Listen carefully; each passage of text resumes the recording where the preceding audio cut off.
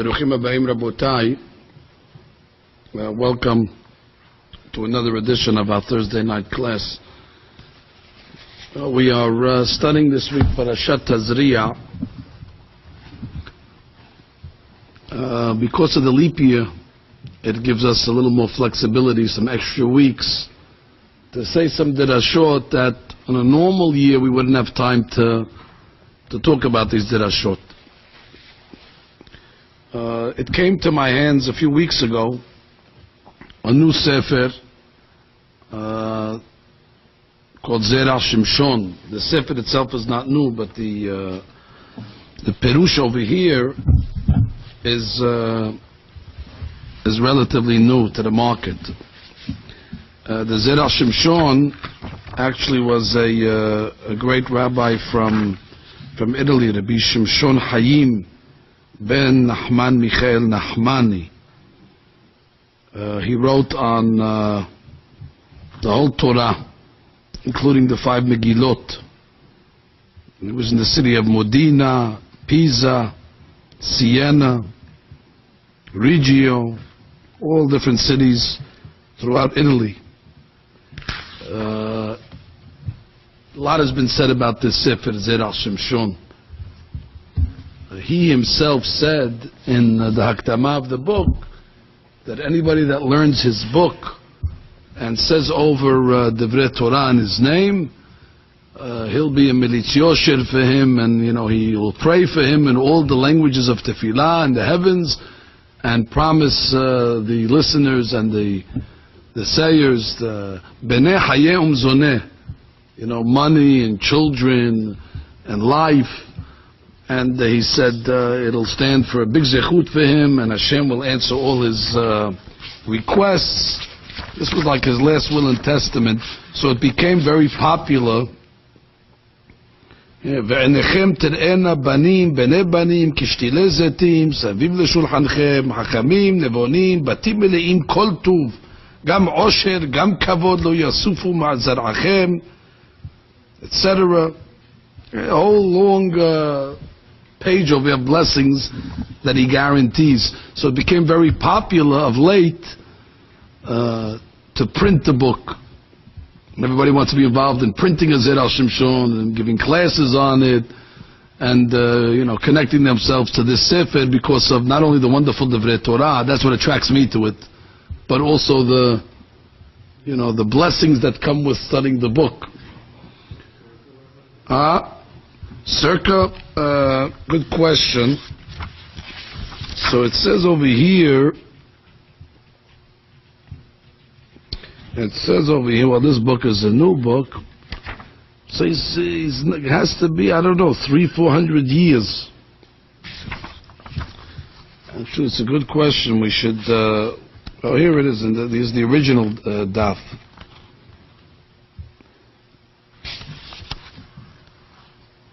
It comes with all the haskamot. I would say that it's about that time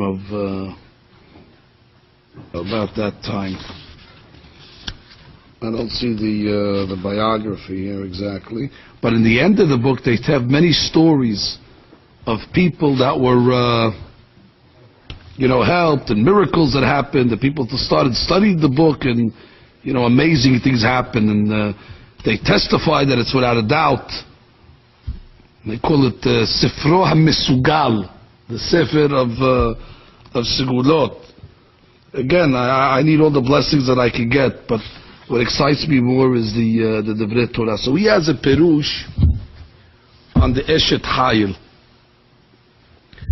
The Eshet Hayil, our custom is on the Friday nights we say the Eshet Hayil. That's how we open up the Friday night meal, by singing the Eshet Hayil.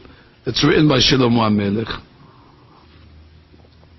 It's the end of Mishleh, and more or less, it's not so hard to give a perush. We understand more or less what it's saying, but he has a novel interpretation, and in the interpretations comes out tremendous chedushim that are of great value. So, of course, the first pasuk of the Eshet Hayil, what does that have to do with the Parashat Shavua? Isha ki tazriya. That's what it has to do. Isha. The first word in the Parashat is Isha, so it talks about Isha, so therefore that's my connection. That's as best as you're going to get from the Parashat.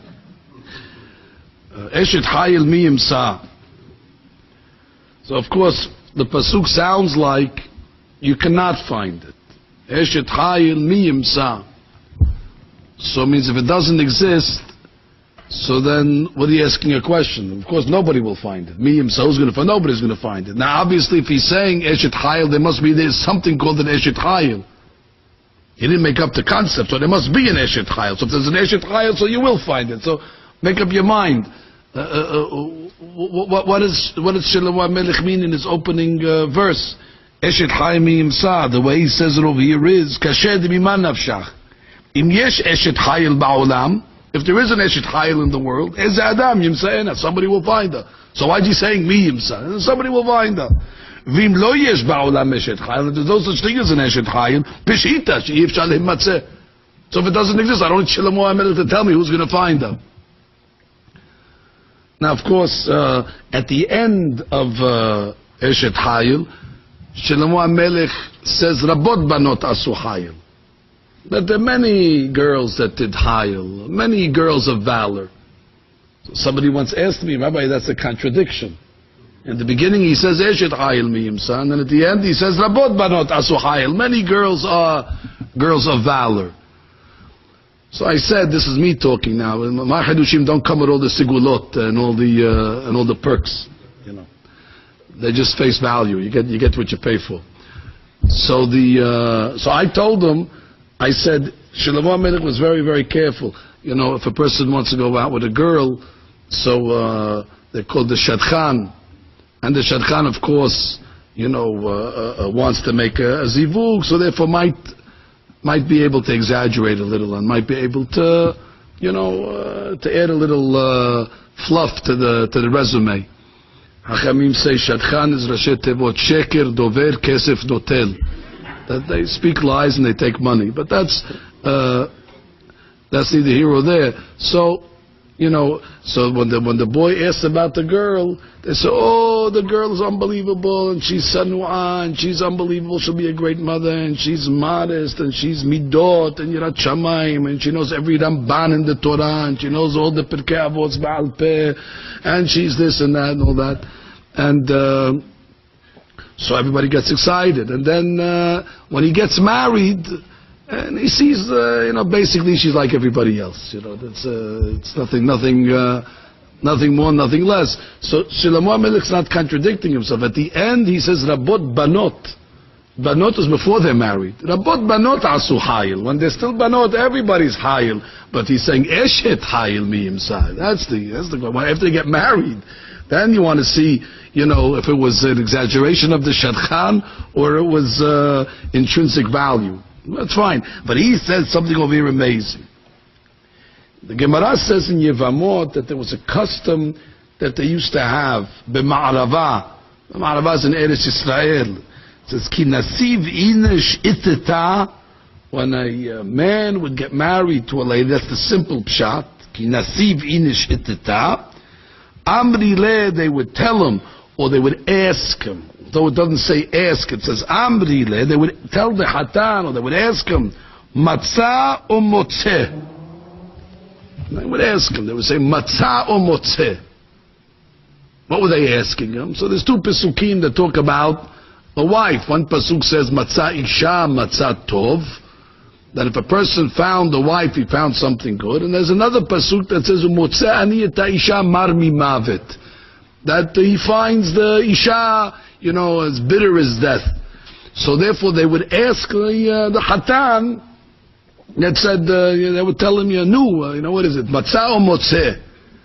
You know, what is she? Is she matzah isha, matzah tov, or is she motzeh ani mar mimavet? I never understood this Gemara, to be honest with you, because how in the world is he supposed to know this, you know, the day after he's getting married? Assuming that this is happening right after he gets married, it says, ki nasiv inish itita. He just got married, so the next day they ask him, no, matzah or motzeh?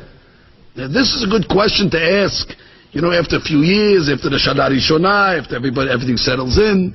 What kind of, how is he supposed to give an educated answer at this point?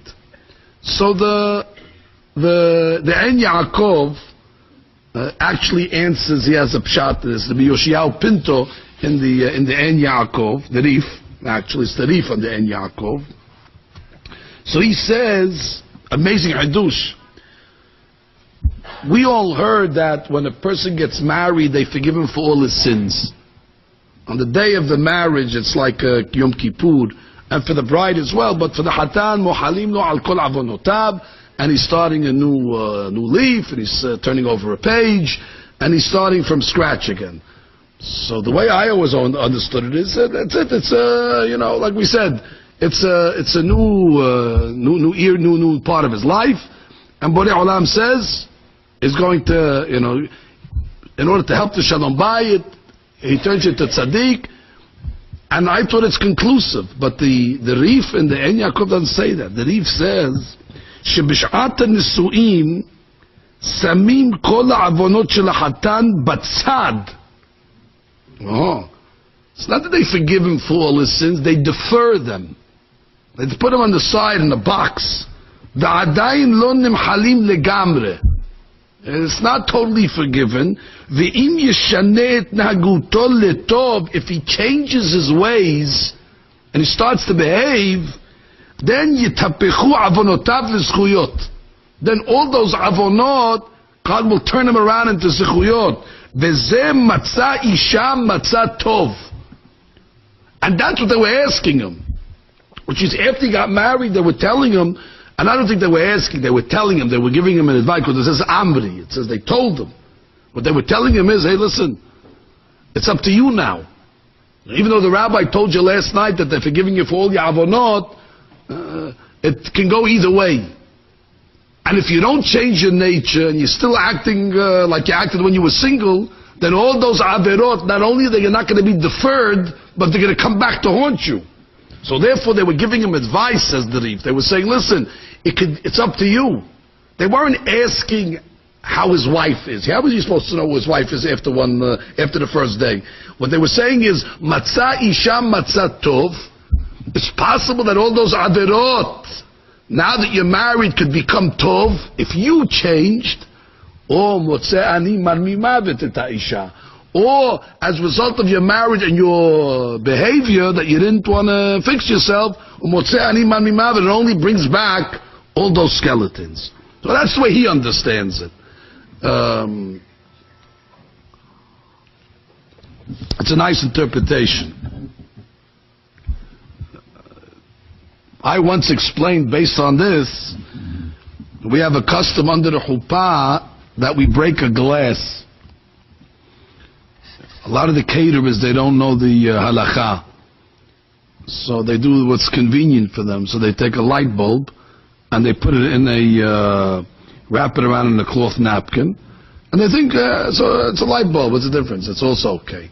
And many times when I'm under the chuppah and they give me the glass so I can put it under the hatan's foot, I feel it's a light bulb. I stop the ceremony right away. I said, bring me a glass. I said, what's the difference? It's a glass. No, there's a din in a kos. Does Sifrei Mekubalim say it's a deen to break a kos, not a piece of glass? And there's different reasons given. So I explained once, because according to this Rif, when a person gets married, he has to change himself. Person has a lot of natural habits that he's born with, and a lot of natural ways that he's accustomed to. And if he's going to bring those bad habits into the marriage, the way he was when he was single, with that selfishness and all that other type of you're not concerned about anybody else, and totally consumed about himself and self-absorbed, so he's going to have a problem. So marriage is breaking the teva, and the word hateva, as we know, equals 86, which is the numerical value of the word kos. So when we're breaking the kos, the kavanah is that they're telling the hatan, you have to break the teva, you have to break your nature. If you're interested in matzah isha matzah tov, you cannot bring all of your bad nature into this marriage. So the breaking of the glass is symbolic. Yishbor et hateva shelo, break your way. Kos kematria hateva. Oh, and then already it's matzah isha. But if the guy comes along into his marriage, he thought it's a freebie. No, because he says Adat Mekudesh Li, they get out of jail free card. They take away all the sins for nothing. And then he's still the same deadbeat as he was the day before. This lady didn't bring you any blessing. On the contrary, the averot that you thought were erased or deferred are still on your head. That's the way the Reef interprets it. It's a beautiful interpretation. I said a different interpretation on this Gemara. Again, my premise when I learned this Gemara was not that they were asking, because it doesn't say in the Gemara they asked the Hatan. It doesn't say Sha'alu le b'ma'araba. It says Amri le. Amri le means they told him. And according to this, could be this was told on the day after he got married, the way I'm learning it. They told him, Matzah isha matzah tov, u'motzeh ani ma. They were giving him advice, I think. What's the advice? When a person gets married, so the key of a healthy marriage is that marriage is an opportunity to do chesed. Marriage is an opportunity to give constantly, to constantly try to be concerned with the feeling of the other one. It's built into the marriage. I'm asked to speak under the chuppah many times, and I explain different minhagim under the chuppah. One of the laws, it's not a minhag, that the husband has to give a shaveh peruta, has to give something to his wife to get married. Hare'at mikudeshet li bekaspa haden or betaba'at zu. And I say many times, the kesef effectuates the kiddushin. What's effectuating the kiddushin? The giving of something. They tell you that's what makes a kiddushin, the act of giving. I'm sure a girl wants to get married. The Gemara says that tav lemetav tandu. The rabbis could have made it just as well that if a girl wants to get married, and she wants to get married so much because she craves companionship, she should give something to the man. If she wants to get married so much, let her give a piruta that way. She should be the one that gives. But they're telling the man, at least this way, that the key to a marriage, at least from his standpoint, is you have to give. It's nothing to do about him. It has to do about giving. And the man usually is the giver. The Kabbalah, the Zachar is the Mashpia. And the Nekeba is the Nishpa. So therefore they're giving the remez in the giving of the Kiddushin, the rules of engagement. That this is the way the marriage is supposed to be. It's not about you. It's not about what you're getting out of it. It's about what you're giving into it. It's a very important yesod of the marriage.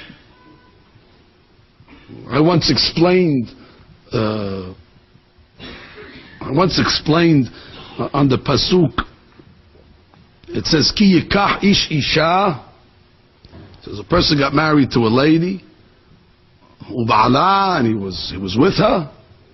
And then it says in the pasuk usne'ah, and he comes to hate her. And then the Torah teaches us the laws of divorce. And I explained it that not only is the Torah teaching us the rules of divorce in this pasuk, but it's probably telling us why they got divorced.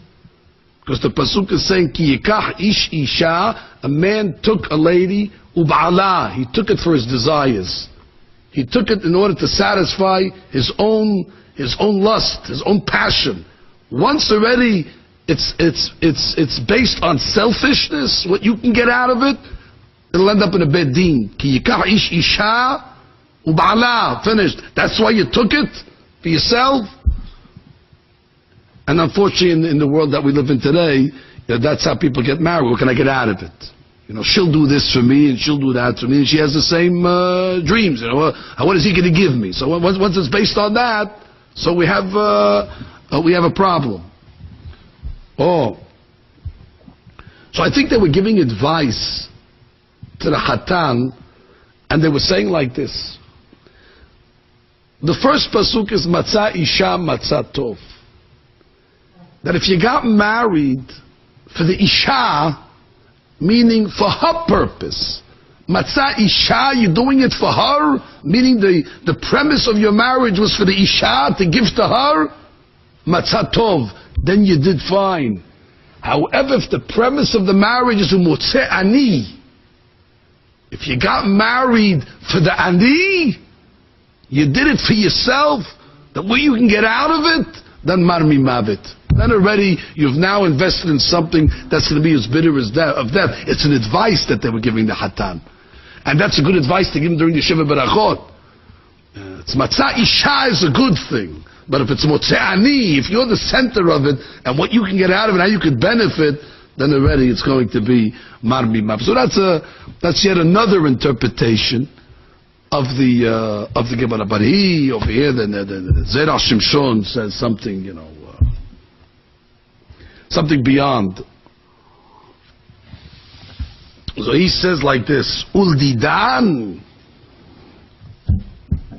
He says Kushya mi'ikara leta. He says I have no problem explaining that Gemara of Motzeh and Matzah, because he starts off and says that even though it says Ki nasiv itita, which we always learn when the couple got married, he says not necessarily. In the olden days they used to call dating shidduchim also nasib. So therefore it could be this question or this discussion was talking about early on. And he writes that. He says, Ela kishebam mitchila b'sh'at shidduchin, when he was about to start going out with a girl. L'shadech lo isha, they're giving a shidduch. Kedel la'asot ima irusin, he didn't even make irusin yet. Ki nasiv inish iteta, when he's going through the process to get married. The process is dating. So this is an advice they would give to the Hatan at the time that he went out on a date. And they would start to tell him these things. וכוונתם ששואלים מצה או מוצא, וכוונתם הייתה לשאול לאותו חתן. They would ask him like this: how did this girl come to you? How did you find her? There's two ways. Either it happened in the natural way, where you bumped into her and all of a sudden there was a chemistry, or a shadchan said there's a girl, I never heard of her, try it. In the natural way, min hashamayim, things just worked out. That's one way. But there's another way, he says, where the Hatan had his eye on this girl. And he prayed and prayed and prayed and he prayed in order that girl should come to him. Now, you would ask me which is the better way. I would have bet the ranch that for sure the one that prays, that's the real way. But he has a totally different premise, the Zerach Shimshon. He says the zivug of a person, that's already announced 40 days before conception. Bat Peloni le Peloni. That's already, the zivug is already destined in Shamayim, and he says that's the automatic that you don't even have to pray for. If it's coming to you, it'll come to you, and there's nothing you could do to lose it, and it's yours, and that you don't need tefillah. And that's the real zivug of a person, and that's the real shidduch. He said, but there's another type of shidduch where a person has his eye on someone. How does he know if that's a shidduch? And he prays specifically for that person, not for the one that was meant. He prays for the one that he thinks is the one, and he specifically prays, I want to marry Planita, but Planita, but Ploni. So in that case over there, he says, there it might happen. The tefillot might work. The tefillot might work. But the zivug becomes very, very questionable. The zivug is shaky. The zivug doesn't always work out. Listen to his lashon. I don't want to... Again, let's read the lashon of the tzaddik. וכוונתם לשאול לאותו חתן, זאת האישה באת לו בלי תפילה ובלי שום הפסרה שלו. No tefillah, no supplication. בוודאי היא המזל שלו ובת זוגתו. That's the one that was meant. It's like a magnet. You don't need to pray that the magnet will attract. It's an automatic. וזהו מצא לשון עבר Meaning, this is the one that was destined to you. It's a matzah. It's already something that was already there already. It was yours already 40 days from conception. Lirmoz ל-40 יום קודם יצירת הוולד. שאז יוצאת הבת קול, בת פלוני לפלוני. So they're asking him, they're saying, this girl that you're going out with, was it a matzah? Was it something that's an old story from 40 יום that just attracted itself? או אם זאת האישה באת לו על ידי תפילותיו שתפלל עליה. Or were you praying a pinpointed prayer on that girl? And the Gemara does say in Yevamot a concept of Shema Yekademenu. It's possible that through prayer and different systems, an outsider can come in and grab the zivug. Shema Yekademenu Aher. Somebody else can come in and take the zivug. V'zehu motzeh. Motzeh ani is present. So they're asking the guy, is this a matzah? Is this the old one of 40 days? Or this is the motzeh ani? Or did you just find it now? Did you pray for this one and that's why it's attracted? Ve'az en zivugo ole yafeh. Then usually it doesn't work out so good. And he quotes a Gemara, an amazing Gemara. The Gemara is in Moed Katan, page 18b. There was a story over here of Rabbi. The Sham'ay lahu gavrad de ka'amar. The guy was praying in the Bet Knesset, and I guess the Rabbi was standing next to him, and the guy was praying a little out loud. Is Rahmana lizdamen li planita. Please God, bring me that girl. He specifically prayed for a special girl. He shouldn't pray like that. He should just pray, give me my zivug, whoever it is. But sometimes the guy can't see straight. He thinks that's the one, and therefore he prayed. So what does Rava say to him? Amar le lo tebe'er hamehache. Don't pray like that. Why? Ihaz yalach. If she's yours, la'az la minach. She's not going to go away from you. The magnet has to attract. V'ila. But if she doesn't belong to you and you're going to pray for it, you might get it. Kafarta ba. In the end, you're going to come to hate her. The zivug is not going to be, not going to be. So that's the Gemara already. So that's what they were asking the guy. They were saying, listen, you're going out with a girl. We want to give you advice. It's matzah or motzeh. How did it come to you? Did it come to you naturally, or did you have to pray your way towards it? Now, he goes on to say, "V'kavanatan hayta lahazhiro." They're warning the guy who's going out. Shim zacha b'mahmad tefilato. If this girl came as a result of his prayers, afagav she'ena bat mazalo, even though it's not really the bat mazal, yitchazek nameh b'tefilato. Oh. Let him pray more. Shem metu'il l'rot siman yafeh b'zivugo. He says that the guy's about to get engaged, and he says, I didn't know these rules over here. I never learned Gemara Moed Katan Daf Yud. They told me you have to pray for everything, so I saw a girl in the shul over there, and I said, whatever, I thought that's proper for me, and I prayed. I asked her name, and I prayed. I put her name in the siddur, and I put a picture in the siddur, and I'm praying for this girl. So now they tell you, oh, you made a mistake, what'd you do over here? So the Zera Shimshon says that nonetheless, you could still pray at that point that the zivug should be oleh yafeh. Meaning it's not an automatic that it's going to be dread. If a person can pray even after the fact that, listen, now that he did it, the shidduch is there, they're telling him, listen, it's possible, like he says, yithazik b'tfilato, pray harder now. Shem metu'il lo l'rot siman yafeh. So he says, v'yadua, shekeshe'ena zivug oleh yafeh, when the zivug doesn't go good, if it's not meant, so then God forbid it doesn't work out. Either God forbid there's poverty, or there's the other things, Hav Shalom, tsar, premature, different things, all problems. God forbid poverty, widowhood, and so on. So he says an amazing thing. He says, none of this happens to the Eshet Hayil. He says, if you have an Eshet Hayil, she's not married yet. She's an unbelievable, a real unbelievable girl. Legitimate. She's Eshet Hayil, but she's not married yet, but she's a proper girl.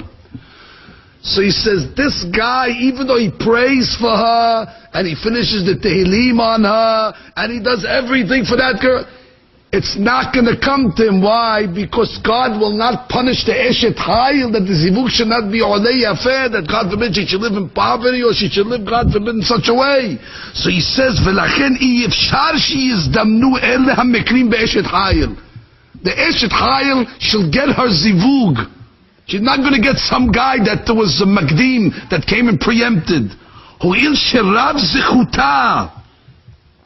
Umishum hachi, that's why the pasuk says, Eshet Hayil mi yimsa milashon atid, which means she's not going to get somebody that's new in the future. She's going to get not a yimsa, she's going to get a matzah. She's going to get what she was destined.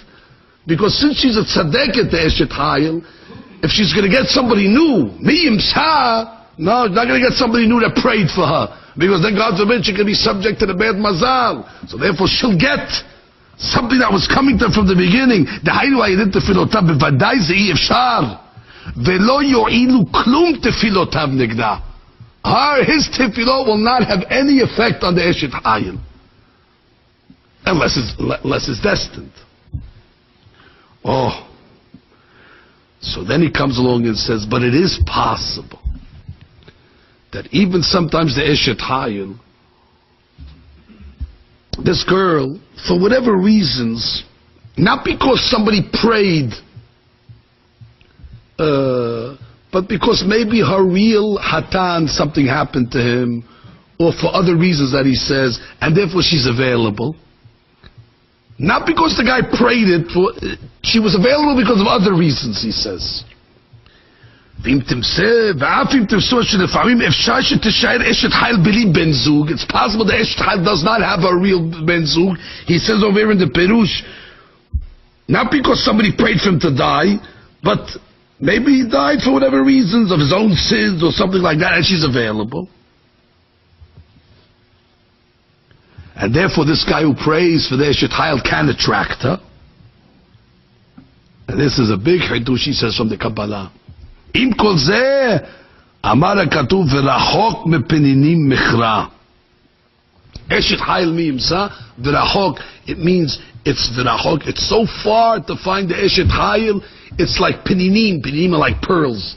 Just like pearls are so rare to find, v'rachok mepeninim mechra. So Rabbi Menachem Azariah Mipano explains like this. The Gemara says, amazing thing. Gemara says if you need something and you pray for somebody else that needs the same thing, you get answered first. Rabbi Menachem Azariah Mipano reveals to us a great secret. We all know this Gemara. They started an organization a few years ago in our community. Kol HaMitpalel. And they gave out cards to everybody, and then you call up a hotline, and you say, okay, my name is so-and-so, I need children. So, okay, we'll give you a name of so-and-so that also needs children, you pray for them and they'll pray for you. So they turned this into a gamah of some sort, and everybody's praying for each other, and they need the same thing that the other one, and there's a whole already, list of things, amazing things that happen as a result. It works. One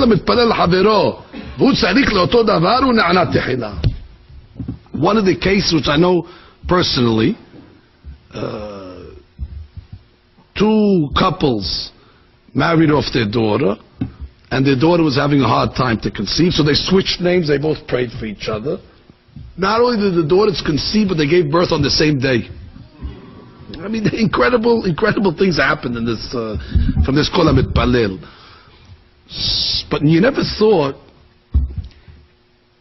if somebody wants to get married, so how do you activate the Kol HaMitpalel? So we would always think, well, you pray for somebody else that needs a zivug, and you'll get the zivug. That's how it's going to work. Give me a name. What's your name? Sarah Bat Abraham. Okay, Sarah Bat Abraham. And somehow it'll come back, it'll boomerang back to you. But he says something incredible. He says, you know what the real zivug is? It's called zivug elyon.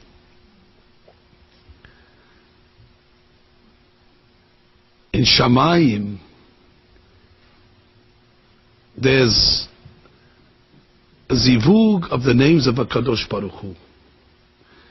We say before we do a mitzvah, L'shem Yehud Kudsha Berichu Ushchinte, that we're putting the L'shem Yehud Kudsha Berichu is Yud Ke Vav Ke, Ushchinte is Aleph Daled Nun Yud. Shekhinah is represented in that name. And anytime we do a mitzvah, we're making what's called a zivug between Yud Ke Vav Ke and Aleph Daled Nun Yud. We're putting those two names together, and we create a new name of 8 letters. You probably have it on one of these, I can't see so good over here, but you see the Yud Ke Vav Ke, is there an Aleph Daled Nun Yud in between there? There is. So therefore, that's what we're doing. That's called the zivug elyon. We have the Yud Ke Vav Ke, and we put the Aleph inside of it, so now we're putting the names together. There's even a higher zivug that the Hachamim say that when Mashiach comes, God's name Yud Ke Vav Ke is going to turn to Yud Ke Yud Ke. Let's say again. Today Hashem's name is Yud Ke Vav Ke. When Mashiach comes, it says, Bayom Ahu Yehyeh Adonai Echad U'Shmo Echad. That Yud Ke Vav Ke will become Yehyeh. It's a higher level. Yehyeh is going to be his name. The Mefarshim say a remes to this. Hen ga'alti etchem, when I'm going to redeem you, aharit kereshit. The last letters are going to be like the first letters. The vav ke is going to be like the yud ke. It's going to be yud ke yud ke. Hen ga'alti etchem aharit. The last letters of the Shem Havaya, which is Vav He, the Aharit are going to turn into the Reshit. What's the first letters of Yud Ke Vav Ke? Yud Ke. Aharit Ke Reshit. It'll be Yud Ke Yud Ke. That's the ultimate zivug that the Havaya and the Yehyeh will be together. There's no more Adanut. The Aleph Dal Yud is going to be put to the side, and we're going to have a new zivug. That's called zivug elyon. Incidentally, I've told you many times, Yud Ke Vav Ke equals 26, and Adanut equals 65. So the zivug in our world is 65 and 26, which is 91. Okay, 91 is a magic number. We talked about it a lot. But L'Atid Lavo, it's going to be Yud Ke Vav Ke and Yud Ke Yud Ke. It's going to be 26 and Yud Ke, and Yud Ke is 30. It's 30. So that's already a different zivug. That already is called zivug alyon. It's a higher level. Now, how do we pray for such a zivug? How do we try to, so doing mitzvot, by having kavanah the tefillah, by answering amen, by making benakot, all these things are involved in creating what's called zivug elyon. And that's what we try to do. Oh. So according to this, Rabbi Menachem Azariah Mipano says, Kol ha-mitpalel al havero. Who's havero over here? Kivyachol HaKadosh Baruch Hu. And what is he praying for HaKadosh Baruch Hu? That the zivug should be made. So you're praying for the zivug of the Havaya Adanut, for the Havaya Eki, for all these names that they should become a zivug. Hu ne'enat techila. God says, you're going to be answered first. You're worried about my zivug? You're worried about my shemot coming together? So he says, המבקש רחמים על זיווג עליון, לפי הכוונה שזכרנו, והוא צריך לאותו דבר. He needs the same thing. Oh, na'anat tehila. That means the praying for the zivug of Kivyachol HaKadosh Baruch Hu causes God to say, you're worried about my zivug? Oh, you don't have a zivug yourself. So he writes like this, V'zehu rachok mepeninim mechra. So he says, those that pray for the ultimate zivug of Hashem's names, that's a very hidden zivug. It's like the pearl of an oyster. The pearl is in the oyster is in the ocean, in the bottom, in the bed of the... So he says, those that pray not for the zivug of a human being, but they're praying for the zivug of Rahok. Who's Rahok? HaKadosh Baruch Hu. V'Rahok mepininim. They're praying for that hidden zivug that's hidden like a pearl. Then he says, the Eshet Hayil prays like that. So he writes like this. Shapininan nimset betoch hatzedaf, the oyster, v'tzedaf nimsa amok bayam. וכן המתפלל צריך להתפלל על זיווג הנעלם ואז דווקא יזכה בה באשת חיל שרב זכותה, which means if the guy will pray for זיווג עליון, he'll get the אשת חיל, and if he gets the אשת חיל like that, it'll be okay. That means the principle that he's saying over here is the אשת חיל is going to get her zivug. He's not going to get some guy that's going to try to preempt with a good tefillah. That he might be able to attract regular girls that way, but not the Eshet Hayil, unless he prays with a special kavanah. If his tefillah is Rahok, he's praying for the zivug, which is Rahok, mipininim, like hidden in the Kodesh Kodashim, like the oyster, then Michra, then he might make the sale, he might make the mecher. What a kavanah for the Eshet Hayil. Now, I guess the kavanah at the Friday night table is everybody's assuming that his wife is that Eshet Hayil that we're talking about over here in the beginning. Not necessarily that he had to pray for it, but that it came to him as his natural zivug. So then he comes along and says, and I'm moving to the third pasuk, Gibalatu tov velo ra. So he asks the obvious question. She does for him good and not bad all her life. Well, it's obvious. If she does tov, she doesn't do ra. So he says something incredible. He says all the parnasah of a man comes on the account of his wife. All the and all the money spent comes on the account of his wife also. It's a revolving door. The money comes in because of his wife, and the money leaves because of his wife. She gets credit on both the import and the export of the money of the house. And that's the way it works. So the Gemara says, "Ena beracha mitzuya betoch beto shel adam ela ba'avur ishto." Only because of the wife. Shene'emar u'Avram eti ba'avura. God was good to Avraham on the count of Sarah. And the Gemara says, Rabbi used to stand at the in the middle of the street, and he would announce to the people, "Okiru neshaychu." He would say, "Honor your wives, ki honor your wives in order that you should become wealthy, so you should become rich." So it seems that there's a certain beracha that comes through the lady, but nobody ever explains why. Why is it that? Why should the beracha come from the lady? Rabbeinu Ari says on Friday night when you're cutting the bread, you're supposed to cut for yourself a kazayit, and you're supposed to cut for the wife a kabetzah, double the amount. Why? To show that the beracha comes from the wife. Kezeta och be'ata. But why? Why does the beracha come from the lady? So he says something incredible. The same Shlomo HaMelech tells us a pasuk in Mishleh, and the pasuk says, "Ish emunot rav berachot." That God entrusts His beracha with people that He trusts.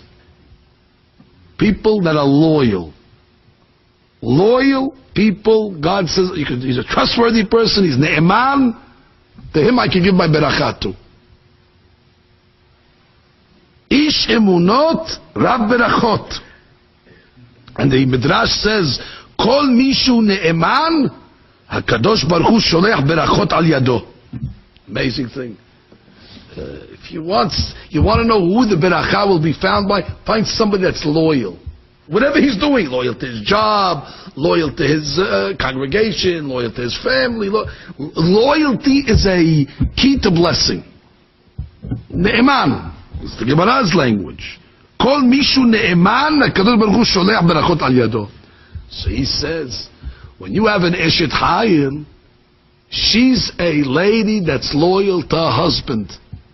The Eshet Hayil doesn't look outside of the house. The Eshet Hayil doesn't look, God forbid, somewhere else. All her concern is to the needs of the husband. And therefore, her ne'emanut is to the husband. That ne'emanut causes her to be the conduit of beracha. And therefore he writes, Gemalatu tov, she causes the good to come in the house, the blessing. Da'inu atov ba'beracha sheba lebet ba'ala, ve'lama ha'beracha ba'a davka al yada. Why does the beracha come specifically through her? Ve'lo ra', because she doesn't do bad.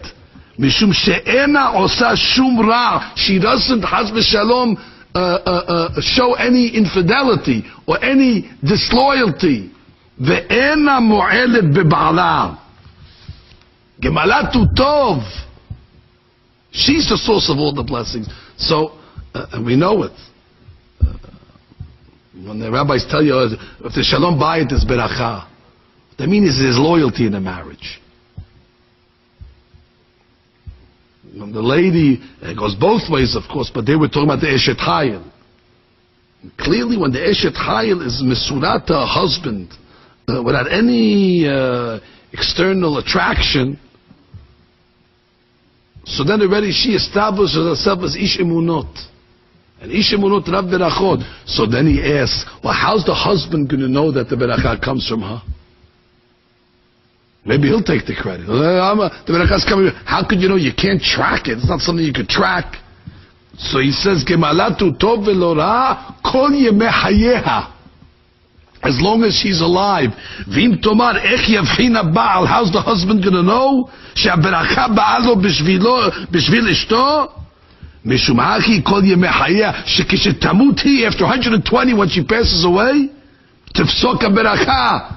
All of a sudden the beracha stopped. And he brings a proof. He brings a proof that when after 120 the lady passes away, the beracha stops. It's because when Sarah passed away, it says Yitzhak Avinu came into the tent and he saw everything that his mother had in the tent, including the blessing of the dough. It stopped. It stopped. Hey, Abraham was still alive. The beracha came because of Sarah. And only when he brought the Rivka in, and all of a sudden the dough became blessed again, Vayinahem Yitzhak. Yitzhak had a nehama, that he was able to find another woman that had the same qualities of Sarah Imenu that could bring beracha to the family. But again, that is the loyalty. It's not that she has a sigula, it's she earns that right to be the pipe where the blessing is going to go through. And that's the ne'emanut.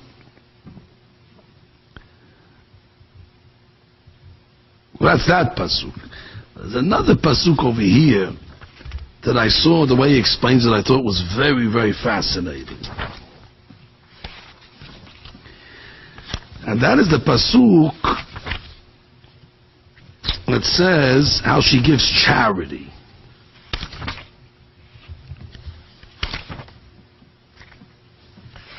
Kapa paresa le'ani. A lot of problems in this pasuk. First of all, what's an ani and what's an ebyon? Ani is a poor person, ebyon is a poor person. So it says she opens a palm to the ani. Kapa, that's the kapa is a palm. Parsa, she opens it. She extends it. Not extends it. Parsa is she opens it. Lefros, she opens. And then it says viyadeha, which is hands, plural. Sheleha, she extends to the ebyon. So why in the beginning she only opens a palm to the ani?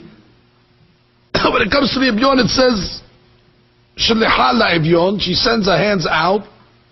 And what's the difference between the two? Hadush Atzum, he says, and he has proofs to it. There's a big difference between ani and ebyon. The ebyon is more needy. The ebyon actually needs everything. The root word of Evyon is, he writes it, Sheta'ev verotze kol davar. He's ta'ev. He desires because he needs. He doesn't have anything. He's Evyon. When you tell him, do you need it? I need it. You need clothes? I need clothes. You need food? I need food. Whatever you tell him, he needs. And he's legitimate. He's an Evyon. Whereas the Ani, the Ani has. But we're still told to give to the Ani, but you don't have to give him everything. We're told to give to the Ani something. Just to be yotzeh a mitzvah, but you don't have to give him everything. The way he quotes it over here is, ויש חיוב מהתורה, there's an obligation from the Torah לפרנס אותו ולתת לו צדקה. Any guy comes here, he has clothes, he has food, I mean, everybody needs extra money. ונותן לו צדקה שכרו גדול. He says, but when an ani comes to you, he says, maybe he's a ramai, maybe he's a crook, how do you know if he even needs anything? But you get a mitzvah. The Gemara says give him something. You shouldn't turn anybody away. Most of the guys, when they come in, they're aniyim. You don't know what their status is. You know what they have. It could be he's a crookster. You don't know. You don't have to give him a $100 bill. You take out a few quarters. You put it in his hand. A few pennies, whatever it may be. That's ani. So the Eshet Hayil is very, very, very wise. She knows who the ani is and she knows who the Evyon is. When it comes to the ani, she puts the food in her hand. She just opens her hand. If he wants to take it, he'll take it. If he doesn't want to take it, he won't take it. However, when it comes to the Evyon, he needs everything. He's ta'ev lakol. Yadeha, she fills both of her hands with goodies. V'yadeha shaliha, and she extends it. But he comes along and says, Umnam, he says, when it comes to the ani, אין לו כל כך צורך כמו האביון. He doesn't need like the אביון. לכן נותן לו צדקה ביד אחד, on one hand. ואף אינה נותנת מיד. And she doesn't even give it. She just opens it, and if you want to take it, you can take it. If you don't want to take it, you don't have to take it. Kapa paresa, she just opens her hand with the money in it. רק פורסת לו כפה אם יקחנה. ומשהו שעני הוא אצלה. Now, Ani's close, obviously. He's right there, he can take it or not. אומנם לאביון, שהוא תאב לכל דבר, he needs everything. היא נותנת לו בשתי ידיים, בידיה, ושולחת לו, and she sends it. Even if he's not there, she'll send the package to his house. שליחה. And there's the secret that he reveals. Why is it that sometimes, at a certain moment, we're presented with a poor person that comes to ask us for tzedakah? An ani. Why? Why now? Why this moment? If we believe that everything is min hashamayim and everything is pre-orchestrated and everything is predetermined, why does God send us the ani at the moment that he comes? Why did he come to us? Why does he stick his hand in front of us? So he writes, "Vakadosh Baruch Hu natan b'liba l'shloach lo tzedakah be'oto harega." When somebody comes to solicit you, it's by design at that moment, u'boto hazman. Why? Kedichtiv, like it says, "Lo yo'il hon b'yom evra u'tzedakah tatzil mimavet." He understands like this, that God forbid, if there's a judgment on a person, and the midat hadin is over the person, and God forbid there's a death sentence on a person, before the death sentence is sent down, Borei Olam will send a poor person to that guy, and if he gives tzedakah to that guy, it's able to take away the sentence that's on him. That means when the poor person surfaces, that's already an indication that there's something on the guy. And therefore they're giving a chance to get saved.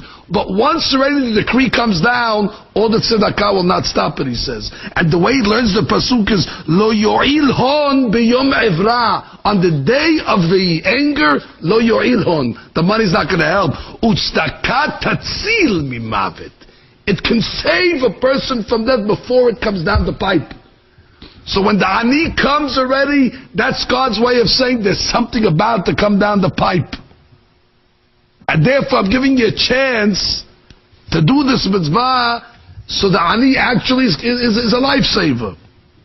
So he writes, by Avraham Abinu, it says in the Zohar HaKadosh, when God loves a person, he sends him a gift. Like if you love somebody, send a gift. What's the gift? Uman ihu. Who's the gift that God sends? Miskina. He sends you the miskin. He sends the miskin to you. That's a gift. Miskin is the poor person. Begin v'yizkeve, so you'll give tzedakah v'yishteziv. And you get saved.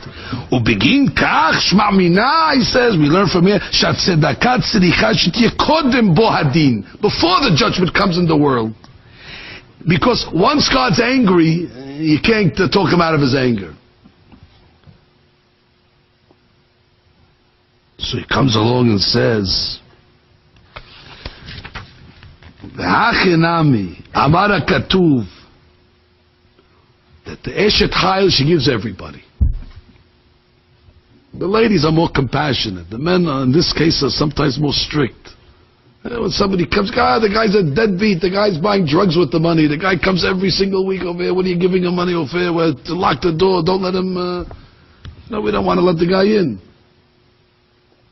And the lady has mercy. They know, he came to the house, cold, give him, what's the difference? Give him $5, gonna hurt him, give him some food to eat. What are you giving him? He's wasting it. The guy's a crook. I have to support the crooks now.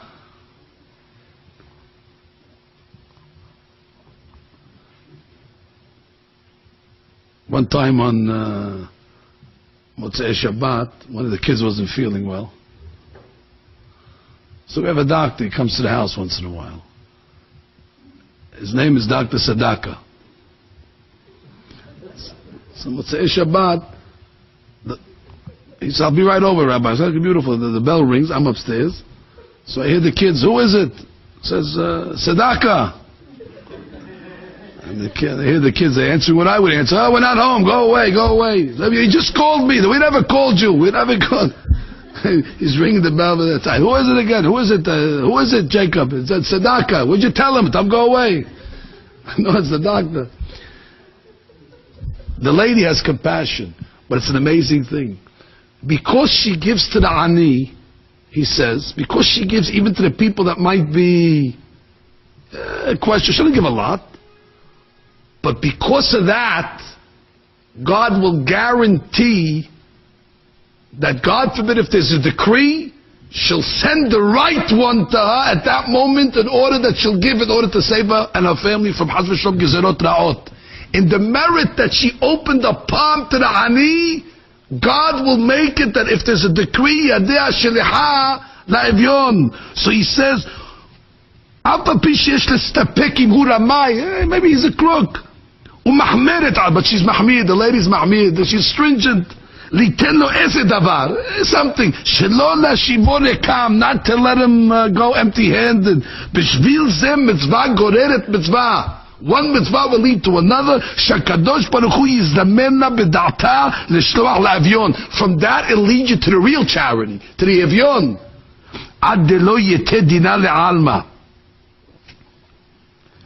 So therefore the pasuk is telling us the Eshet Hayil actually saves her family from mortal death, from gezerot ra'ot. So the husband, when he's getting angry at his wife that she's giving a few dollars to the common guy that comes and you don't know who he is, and even he doesn't realize that those few bucks and those few dollars, that's already preparing the real evyon. And when the real evyon comes, and the Zohar proves it, the Zohar says, when God was destroying Sodom, so God saved Lot from Sodom. And the Zohar learns from there, Utztakat tatzil mimavet. Utztakat tatzil mimavet. Lot wasn't saved on his own account. Lot was saved on the account of Abraham. So the Zohar Kadosh says, in the zechut that Abraham gave tzedakah to the 3 angels that came. Now, even though those 3 angels really didn't need the tzedakah, they were malachim. And even though those 3 malachim, of course, they weren't even aniyim, but because of Abraham Abinu's chesed that he did, so in that zechut, that already saves Lot. Abraham didn't need it. He was able to transfer that utztakat tatzil mimavet to Lot. Listen to the lashon of the Zohar. Tahazeh. Kadbayeku chaberichu la'ita dina al Sedom, when God wanted to bring the din on Sedom. Azke kodem Abraham. God sent Abraham a gift. What was the gift? B'shadal derona. Daron. Lemiske emehon. Begin l'shezabal lelot. In order to save Lot. So the angels that come to Abraham already is in order to save Lot. Hadav dichtiv vayiskor Elohim et Avraham. God remembered Avraham vayishalach et Lot betoch ha'afecha. What did he remember about Avraham to save Lot? He remembered that he gave tzedakah. Ve'rak yetiv vayiskor Elohim et Lot. He didn't remember Lot. De'ah b'schuter de'Avraham ishteziv. Umay vayiskor, what did he remember? De'dachile may de'azke kodim iminu tlat malachim. So therefore, it's a different way of looking at charity. That when charity approaches us, it's an opportunity. Or actually, it's we should get scared. We go, why is he coming to me? Well, what don't I know? And God says, I love you, so I sent you a gift over here. Let's see if you're gonna react. And even for a peruta, doesn't say how much over here. The point is not to send them away empty-handed.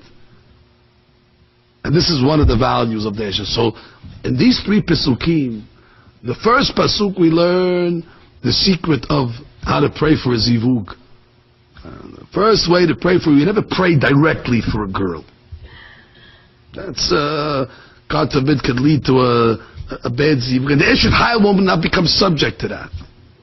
Unless the person who's praying prays for the zivug elyon, then it's a high level of prayer. Then he's praying for v'rachok. He's praying for the high zivug of HaKadosh. Then he might be able to get the Eshet Hayil, and the Eshet Hayil will not suffer. In that case, the zivug will be olei yafeh. And that's what they were telling the Hatan, or asking him, matzah or motzeh, how did you find this girl? If you found her naturally, matzah isha matzatov. If you found her through prayer, or motzeh ani et isha, then mar mimavet. So you better pray more now for the zivug elyon, that it doesn't come out bad. The loyalty and the commitment of the wife to the husband, that brings him to parnasah. Gibalatu tov velo ra, because she's not ra. She's not ma'ala ma'al. She's not rebellious. She doesn't act in a chas v'shalom, a way of disloyalty. Ish emunot rad berachot. Therefore, since she doesn't act in the right way, the berachot come. Kol yemei hayeha. And finally, she saves her family from chas v'shalom, the biggest gezerot. Why? Because her hand is even extended to the ani. Even the guy that we question, does he deserve it or not? She opens her hand. If he wants to take, she'll take. He'll take it.